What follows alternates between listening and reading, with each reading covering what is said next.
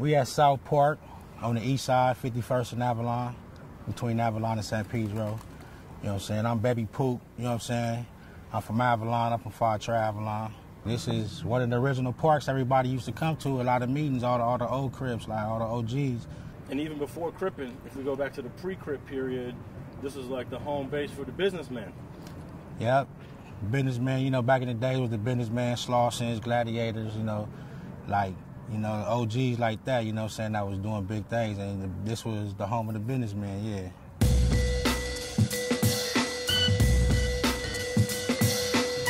I was about 13, 14, in like 92, like March of 92, I got courted on. You know, I think the peace treaty was started in like, that shit happened in like April.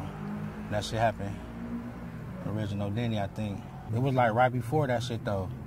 You know what I'm saying? Cause my cousin, Big Jake and Big Pook, my cousin, like Big Jake, it was some, you know, some shit happened with him. He had got killed, and like right after he got killed, I got courted on, like after the funeral. So, you know, and then it just so happened the peace treaty cracked that year. Now, if Big Jake didn't get killed, that would have had an impact on whether or not you got courted on, huh? Yeah, real big. But from what I understand, he didn't really want you to be from here, right? Nah, he didn't want us to be. He was already like, him and Big Pook was enough, you know? And they was like, you know, they was young and real respected. Like Big Jake, he got killed, he was 17, you know what I'm saying? And he was like, considered a G, like people still talk about him right now, like, you know what I'm saying? Lil Pook, he rested in peace too right now. He died over like health reasons and shit a couple years ago. You know what I'm saying? And Big Pook got killed. Yeah, Big Pook got killed in like 05. And let's talk a little bit about that, like this lifestyle and the culture of LA street gangs. At some point in time, you're gonna lose some homies. Yeah, ain't no other, like that's what's gonna happen. And that seems to be that's the worst. A lot of funerals and a lot of niggas going to jail, like, so it ain't really no positive shit coming up out of this. Now, you got shot on 51st. Can we talk about what happened to you? You got shot on 51st, right? Was it over here? Yeah, on the other side, close to Avalon. I got shit. We was hanging out. I was coming. We went to the store and shit. Like it was like late. Sun was going down. Like a few of us. We went to the store, and we was coming from the store. We just walking around the corner and start crossing the street. A couple cars hit the corner, and just start shooting. And I got hit like in my hip. I got hit in my hip. It like came out my cheek or something. It like just went in and out though. I ran towards the park. Ran in the park. They busting. Shit hit me. That was in the 90s though. That happened like late 90s or something. Mid 90s, late 90s. And what's running through your mind as they shooting at you? Shit. Like niggas busted. I gotta get away, you know what I'm saying? I said, oh shit. Like the way they turned the corner, we was already started to cross the street. So we crossed the street. We actually walked in front of the cars. We walked across the street. And then I guess the driver started shooting. Instead of shooting out the passenger window, he tried to shoot over the car. And that's when, you know, we seen the shit. It's like ran in the park, he was shooting the shit. But it was two cars though. Both of them hit the corner. Both of them were shooting, but that was like mid-90s or something though. And then it happened to you a second time. Yeah, and I got shot again. Got shot again over here. Like some shit going on, like inside shit was going on. And, you know, some other motherfuckers seen it, took the opportunity to come through, shoot. And I got hit. I got shot in my head. I got shot on my head right here. I used to have braids and shit, so my braids kind of saved it. Like, hell, it just, like, skinned it. You know what I'm saying? Just skinned me and shit. Fragments hit my shoulder and shit like that. So that was early. That was, like, probably 2002 or something. That was early 2000s. I had my back to the streets. Like, I was leaning against the car, like looking towards the park. And it was just like, you know, fireworks and shit around 4th of July. So first few shots, you don't really trip. First few shots, you know what I'm saying, just looking around a little bit and it sounded different. You know, I turned around and hit the ground. That's when I got hit and shit. You know what I'm saying? So, you know, then it stopped. You feel me? I jumped up and I was bleeding and shit everywhere. So I went to the hospital myself. I kind of probably panicked a little bit because I started running. And I had a chain on, my shit fell. I turned around and I kind of came back to my senses. You know what I'm saying? Then a few homies like grabbed my keys, different shit, jumped in the car. We went to the hospital and shit. I was conscious the whole time. Like I was talking and all that. Even when I had stitches, they sewed me up. Like I was talking to the lady and all that. So let's talk a little bit about some of the projects you've been trying to get on for the last few years. Shit, we was going kind of hard for a minute in like 2013, but like a couple of my artists went to jail. One of my other artists got killed. You know what I'm saying? And we kind of slowed down. I slowed down, like other shit in my life just was happening.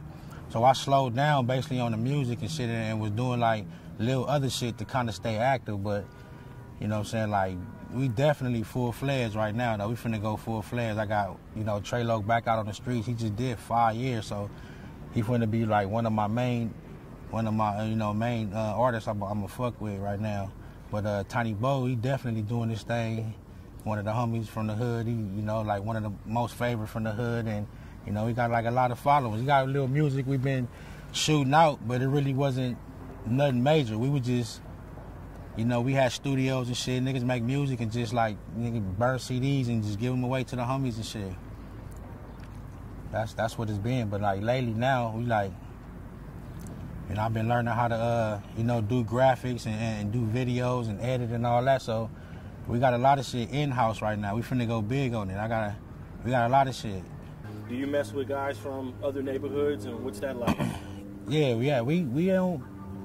I mean. I got it's other artists from BMG that's like from out of state and like not from around here, but for the most part, like I just say half of us from here. But I got a soul singer named Ja Love Money. He in Florida. You know what I'm saying? I got G Stroll. You know what I'm saying? He from Virginia. You know what I'm saying? I'm connected with a couple of motherfuckers. We got. The homie Vonnie Loc out of Denver, you know what I'm saying, from the 50s. You know what I'm saying? He got his own shit popping though, but we connected. I got a movement called Cle2Cali, you know what I'm saying, I'm doing with my boy Jay Prez up out of Cleveland. What's that? Oh, CLE, Cleveland to Cali? Yeah, Cleveland to Cali. It's a movement that we've been pushing for a minute. Like, it started through some mixtape shit, hooked up with him, we dropped some mixtapes, and then one of the mixtapes is called Cle2Cali. We did like 2 versions of it. So we started talking about a third one, which was gonna consist all his people and all my people, and we start pushing the movement big and start,